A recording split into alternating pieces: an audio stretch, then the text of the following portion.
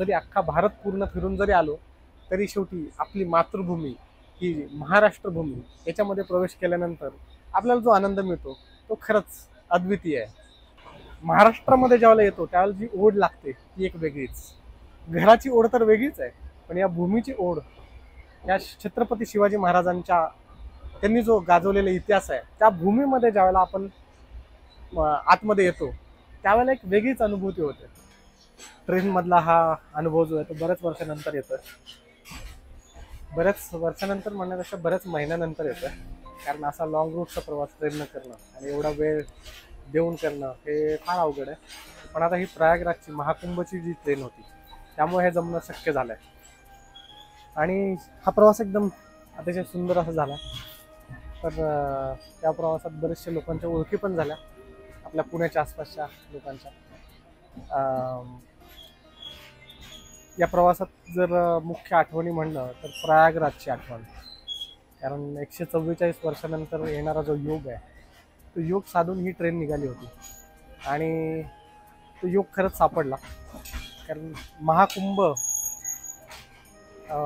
असणं आणि त्या महाकुंभमध्ये आपल्याला स्नान करता येणं ही म्हणजे दुर्मिळ अशी एक गोष्ट आहे आणि ती गोष्ट साधता आली, याचा फार आनंद आहे.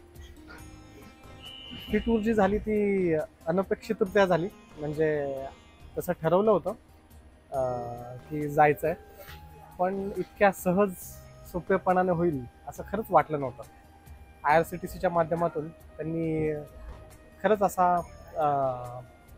एक चांगली योजना त्यांनी आखली की ज्याच्यामध्ये फक्त प्रयागराजच नाही आहे तर काशी असेल, म्हणजे आपण वाराणसी म्हणतो, किंवा अयोध्येचं जे राम मंदिर आहे ते बघण्याचा योग हा आला. आणि फक्त प्रयागराज जरी असतं तरी सुद्धा कदाचित असं वाटलं असतं ते की वाराणसी किंवा अयोध्या बघून यायला पाहिजे होतं. पण त्यांनी कमीत कमी दिवसामध्ये सुद्धा खूप चांगल्या पद्धतीनं हे दाखवलं गेलं. हां ठीक आहे, टाईम कमी होता, पण कमी टाईममध्ये जेवढं शक्य झालं तेवढं मात्र त्यांनी दाखवलं पूर्णपणे. प्रयागराजमध्ये जर बघितलं, गंगा, यमुना आणि सरस्वती याचा त्रिवेणी संगम, सरस्वती गुप्त पद्धतीनं आहे पण याचा त्रिवेणी संगम बघण्याचा योग जो आहे तो अद्भुत होता. गंगेचं पाणी एका वेगळ्या प्रदेशातून येतं, यमुनेचं पाणी वेगळ्या प्रदेशातून येतं आणि सरस्वती लुप्तपणे जमिनीच्या खालून येते. जर आपण याच्या मागचं शास्त्र बघितलं तर समुद्र मंथनाची जी कथा आहे त्याच्यामध्ये क्षीरसागराचं मंथन करून आपण त्याच्यामधून 14 रत्न निर्माण झाले. त्या 14 रत्नापैकी गोमाता हे एक रत्न, कामधेनू आपण त्याला म्हणतो. या क्षीरसागरामधून जे अमृत निर्माण झालं ते अश्विनी कुमारांनी तो घडा घेतलेला होता आणि असं म्हटलं जातं की 12 वर्ष लागली, म्हणजे मानवाच्या दृष्टिकोनातून 12 वर्ष लागले, त्यांच्या दृष्टिकोनातून 12 दिवस लागले ते युद्ध देव आणि दानवांच्या मधलं संपण्यासाठी. आणि शेवटी तो देवांच्या हाती तो कुंभ सापडला आणि याचाच संदर्भ घेऊन हे महाकुंभ केला जातो. आता महाकुंभ जर म्हणलं तर 12 वर्षानंतर येणारा जो कुंभ असतो, कुंभमेळा, जो प्रयागराजला होतो, ज्यावेळेला सूर्य जो आहे मकर राशीमध्ये असतो आणि गुरु जो असतो तो वृषभ राशीमध्ये येतो, त्यावेळेला हा महाकुंभ होतो. असे ज्यावेळेला 12 वेळा घडतं, म्हणजे 12 12 44 144 वर्ष घडतं, त्यावेळी ही पर्वणी येते. म्हणजे आता ही येणारी जी आहे तर या शतकात तरी येणार नाहीये, म्हणजे 21व्या शतकामध्ये आता संबंध संपलाच आणि आपण 21वं शतक पार करू शकेल असं 21वं शतक आता कंप्लीट करू शकेल त्याची खात्री कमीच आहे. 22व्या शतकामध्ये हे दुसरा कुंभ येणार आहे. त्याच्या मागे जर अजून वैज्ञानिक दृष्टिकोनातून जर बघितलं तर 2 नद्या ह्या येतात, गंगा, यमुना आणि खालून गुप्तपणे येणारी सरस्वती. या प्रत्येक नदीमध्ये वेगवेगळ्या प्रकारचे मिनरल्स असतात, क्षार असतात आणि ते क्षार एका ठिकाणी, ते मिनरल्स एका ठिकाणी किंवा त्या पाण्यात येणारे जे काही पदार्थ असतील ते इथं त्या ठिकाणी घुसळले जातात.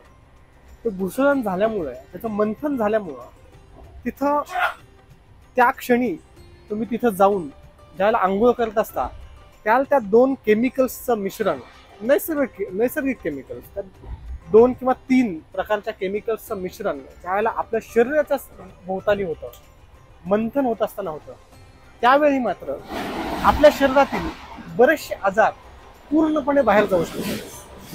आपल्या शरीरामध्ये 70% जास्त पाणी आहे, हे सर्वांना माहीतच आहे. आणि त्याच प्रमाणामध्ये पृथ्वीवरती सुद्धा 70% जास्त पाणी आहे. फक्त पाण्याशी संपर्क आल्यामुळे सुद्धा बरेचसे आजार बरे होतात हे आपल्याला माहित आहे. इथं तर काय होतं, इथं फक्त पाण्याचाच संपर्क नाहीये, तर इथं त्रिवेणी संगमातल्या पवित्र गंगा, यमुना आणि सरस्वती या 3 नद्यांचा संपर्क, फक्त संपर्कच नाहीये, तर त्यावेळी अनुकूल ग्रहस्थिती म्हणजे बृहस्पती, सूर्य, मंगळ आणि चंद्र हे सर्व एका रेषेमध्ये आपल्याला पाहायला मिळतात. आणि अशी ग्रहस्थिती ही 12 वर्षातून एकदाच येते आणि स्पेशली महाकुंभमध्ये 144 वर्षातून एकदाच येते. तर ही पर्वणी आणि हा तो दिवस, हा तो 45 दिवसाचा कालावधी जो माणसाचं जीवन पूर्णपणे बदलणारा असतो. फक्त शारीरिकच नव्हे तर मानसिक, आध्यात्मिक या सर्व प्रगती आपण फक्त इथं आल्यानंतर होऊ शकतो. माणसाच्या शरीरामध्ये आजकाल बरेचसे आजार आहेत, ते फक्त आणि फक्त जलतत्वाच्या अभावामुळे होत आहेत. म्हणजे पोटाच्या खालचं जे स्वादिष्ठान चक्र आहे, मूलधार चक्राच्या वरचं जे स्वादिष्ठान चक्र आहे, ते जलतत्वाशी निगडीत आहे. आणि जलतत्वाशी निगडीत असणारे आजार म्हणजे आपल्या किडनीशी संदर्भातले आजार असतील, गर्भाशयाच्या पिशवीशी संदर्भात असतील, प्रोस्टेट ग्रंथीशी संदर्भात असतील किंवा युरिनरी सिस्टीमशी संदर्भातले आजार असतील, हे सगळे जे आजार आहेत फक्त कुंभमेळ्याच्या त्या आंघोळीनं नष्ट होऊ शकतात. एवढी त्याच्यामध्ये क्षमता आहे. कारण इथं फक्त पाणीच नाहीये, तर अनुकूल ग्रहस्थिती, योग्य वेळ, योग्य जागा आणि या सर्वांचा प्रभाव, याबरोबरच आध्यात्मिक दृष्टीने जर पाहिलं तर वेगवेगळ्या प्रकारचे 13 आखाडे इथं आहेत. वेगवेगळे म्हणजे शैवपंथ असतील, वैष्णव असतील, नागा साधू असतील किंवा अघोरी असतील, खूप साऱ्या पद्धतीचे साधू इथे येत असतात. काही असं समजूया, काही साधू त्या पातळीवर पोहोचले नसतील, पण काही साधू तर नक्कीच त्या पातळीवरती पोहोचले असतील. कुणाचा ना कुणाचा स्पर्श त्या पाण्याला होतो, कुणाचा ना कुणाचा स्पर्श त्या भूमीला होतो. आणि अशा पवित्र भूमीमध्ये आपण जाऊन ज्याला आंघोळ करतो, त्याला हे जे अद्भुत भाग्य आपल्याला जे मिळतं ते नक्कीच एक अद्भुत आहे. आणि तो त्या अद्भुततेचा प्रत्यक्ष अनुभूती इथं घेतली गेली आहे. त्यामुळं खरंच आनंद वाटतो की या प्रवासामध्ये मी आणि माझा भाऊ दोघंही या प्रवासामध्ये आलो आणि या सर्व गोष्टी पाहता आल्या. तर आता परतीच्या प्रवासामध्ये चाललेलो आहे आता पुण्यामध्ये, आणि परत तो निसर्गरम्य परिसर आपल्याला दिसतोय पुण्याचा. उत्तर भारत फिरून आल्यानंतर महाराष्ट्रामध्ये ज्यावेळेला येतो त्यावेळेला जी ओढ लागते ती एक वेगळीच. घराची ओढ तर वेगळीच आहे, पण या भूमीची ओढ, या छत्रपती शिवाजी महाराजांच्या त्यांनी जो गाजवलेला इतिहास आहे त्या भूमीमध्ये ज्यावेळेला आपण आतमध्ये येतो त्यावेळेला एक वेगळीच अनुभूती होते. जरी अख्खा भारत पूर्ण फिरून जरी आलो तरी शेवटी आपली मातृभूमी ही महाराष्ट्र भूमी याच्यामध्ये प्रवेश केल्यानंतर आपल्याला जो आनंद मिळतो तो खरंच अद्वितीय आहे. आणि स्पेशली महाराष्ट्र भूमीमध्ये जर बघितलं तर हा 12 मावळ 16 मावळचा जो प्रांत आपण म्हणतो, वेगवेगळे मावळ, या मावळामधली जी कणखरता आहे, कठोरता आहे, जे सशक्तता इथं आपल्याला बघता येते, ज्या भूमी आहे, ज्या पद्धतीचं हवामान आहे, ज्या पद्धतीची प्रकृती इथं आहे, ती प्रकृती खरंच इतर बाजूला पाहता नाही येणार आहे. कारण या भूमीमध्ये काही गोष्टी नाही आहेत. आता आपण उत्तर भारत जरी फिरून येऊन बघितलं तरी उत्तर भारतामध्ये सुद्धा कित्येक गोष्टी आहेत. म्हणजे तिथं जर बघितलं तर वातावरण थंड आहे, आपल्या इथं बऱ्यापैकी उष्ण वातावरण असतं. आता तिथून ज्यावेळेला ट्रेनमधून प्रवास करून येत होते त्याला अगदी आतमध्ये थर्मल सुद्धा घालायची गरज पडली होती. आणि आता जसं मुंबईमधून लोणावळ्यात आलोय, मुंबईमध्ये तर अक्षरशः असं वाटलं की अंगावरचे कपडे सुद्धा आता काढून द्यावेत की काय. मग शेवटी कॉटनचे कपडे घालून गरमी थोडीशी कमी करण्याचा प्रयत्न केला. पण इथल्या वातावरणामधली एक वेगळी अनुभूती जर म्हणलं तर इथं फार जास्त थंड नाही आहे, फार जास्त गरमी नाही आहे. इथं डोंगर दऱ्या आहेत, इथं नद्या सुद्धा भरपूर आहेत. भले त्या मोठ्या नद्या आपल्याकडे नसतील, गंगा यमुनेसारख्या नद्या नसतील, पण या प्रांतामध्ये ते प्रचंड महाकाय पर्वत, सह्याद्रीच्या कडाकापर्यांमधून येणाऱ्या ज्या रांगामधून येणारं दर्शन, त्या पायवाटा, त्या किल्ले, गड किल्ले, ते अद्भुत आहे. ते फक्त आपल्या महाराष्ट्रातच बघायला मिळतं, हे तिकडं बघायला मिळणार नाही. एवढंच नाही तर इथं असलेली समृद्धता, संपन्नता ही नक्कीच आपल्याला भारावून देते. म्हणजे महाराष्ट्र आज किती प्रगतशील झालेला आहे.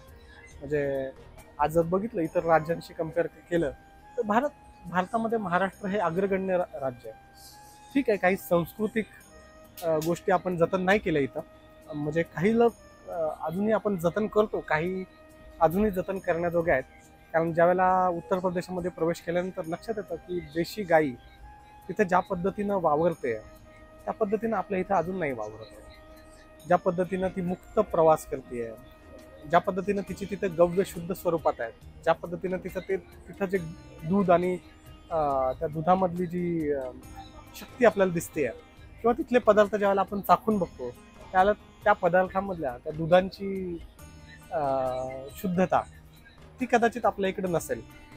पण अजूनही भरपूर भाग आहेत. जसं की आमच्या आता नाशिकमधील गोशाळा आहे, तर तिथलं जे दूध आपण पितो त्याला शुद्धतेची जाणीव नक्कीच होते.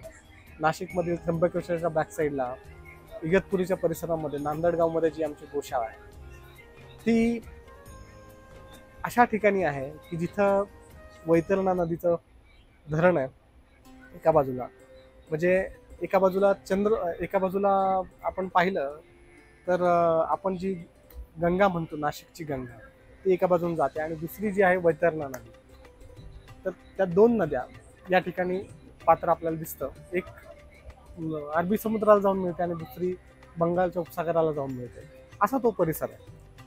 म्हणजे आपण जर पाहिलं तर वैतरणा नदी ही मुंबईच्या जवळपास इथे खाली उतरते आणि आपण जर बघितलं नाशिकची जी आहे गोदावरी नदी, तिला आपण गंगा म्हणतो, तर ती बंगालच्या उपसागराला निघते. अशी दोन्हीही धरणं नाशिकच्या त्या ठिकाणी आणि ज्या ठिकाणी आमची गोशाळा आहे. आणि त्या ठिकाणी जर बघितलं तर नैसर्गिक जैवविविधता म्हणजे बायोडायव्हर्सिटीचा एक अत्युच्च बिंदू तिथं म्हणता येईल. त्र्यंबकेश्वरच्या बॅकसाईडचा जो परिसर आहे, त्यामुळे तिथल्या गायींना जे खायला मिळत आहे ते कदाचितच अख्ख्या महाराष्ट्रामध्ये कुठं मिळत असेल. त्यामुळेच त्यांच्या मधल्या मिळणाऱ्या 5 गव्यांची जी गुणवत्ता आहे ती गुणवत्ता अप्रतिम आहे. त्यामुळेच त्या गायीच्या गव्यांच्यामुळेच कदाचित मला म्हणावंसं वाटेल की जे काही औषधांचे रिझल्ट आहेत ते काही आमच्या औषधांच्यामुळं नसून त्या उत्तम असे मिळणाऱ्या गव्यांचे गुणधर्म आहेत असं मला म्हणतं. बस एवढंच बोलून मी आज थांबवतो इथं.